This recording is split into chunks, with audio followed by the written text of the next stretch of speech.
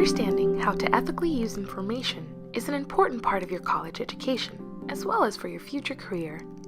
This tutorial will cover the basics of copyright, why copyright is important, and the fair use exception in copyright.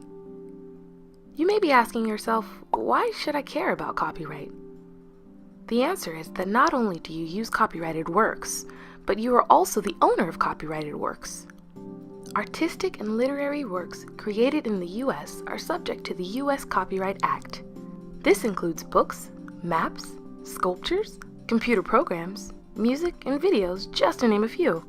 Under U.S. law, works are protected from the moment of creation as long as they have some originality and are fixed in a medium that can be perceived by a human or machine. So any papers you write at Purdue, or the photos and videos you take with your cell phone, are all protected by copyright, and you own that copyright. You own that copyright for your entire life, plus 70 years after your death, unless you transfer your copyright. You also will use copyrighted works to create new works. Sometimes you will need permission from the copyright holder to use their works, and other times your use might be allowed under the fair use exception to the copyright law. If your use is considered fair, then you do not have to ask for permission or pay the copyright holder for the use. Fair use is a 4-factor test where you weigh each factor and then determine if more factors weigh in favor of fair use or against. The first factor looks at the purpose and character of your use of the original work. If your use is for educational purposes such as a commentary or criticism, then that favors fair use. If you are using the work for commercial use or to make a profit, then that weighs against fair use.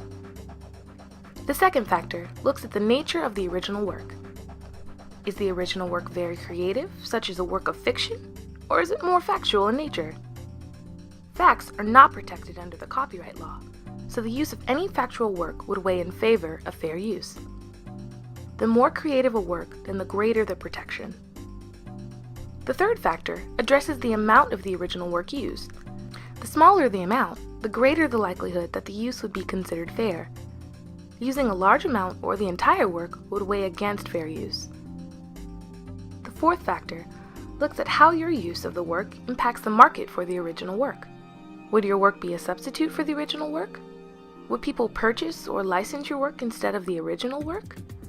Under this factor, you always have to consider if your use of the original work will cause the creator to lose revenue from either sales or licensing. So look at all 4 factors and decide how many weigh in favor of fair use. If the majority of them are in favor, then go ahead and use the work without seeking permission from the copyright holder.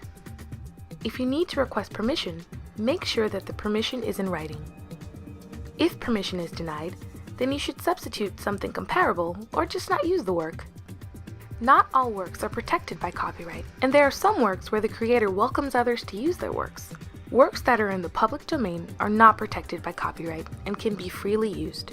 Works that are produced by U.S. federal government employees as part of their job are public domain, as well as works that were published in the U.S. prior to 1923.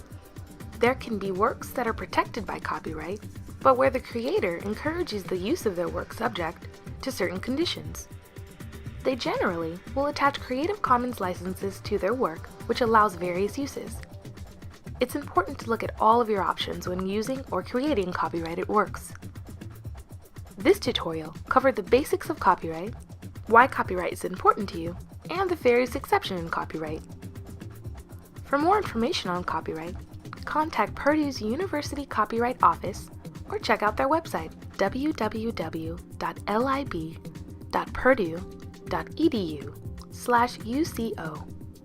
Thank you for watching this tutorial.